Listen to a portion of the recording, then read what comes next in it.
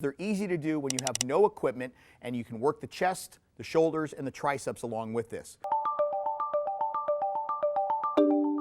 From a starting position, one of the things you'll notice is Dave's going to have his hands set just outside of his shoulders. Elbows are pointing back slightly, and his body's already in a straight line, and he's all the way down.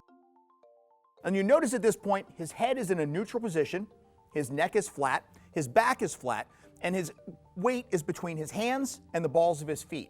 When Dave lowers down, he's going to keep his elbows pointing slightly back towards himself.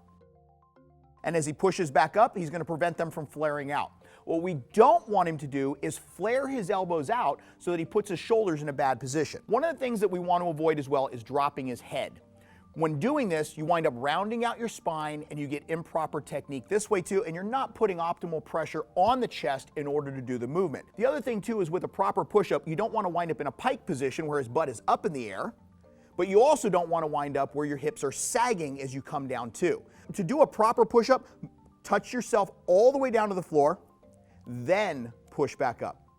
If you have a hard time doing a full push-up, what he can actually do is do this from his knees. All you're going to do is put the weight on your knees as well as your hands in this point. Same motion with the upper body, keeping the spine flat, head up in a neutral position, press all the way down, and then all the way up. Another variation on the push-up to make it slightly easier would be to put your hands on the bench in order to do it as well. We want to keep a neutral spine, head up, and when he pushes down, lower himself, press back up to a full extension, and he's keeping himself completely flat in through the spine as well. An alternative with using the bench instead of making the push-up easier is to actually make it harder.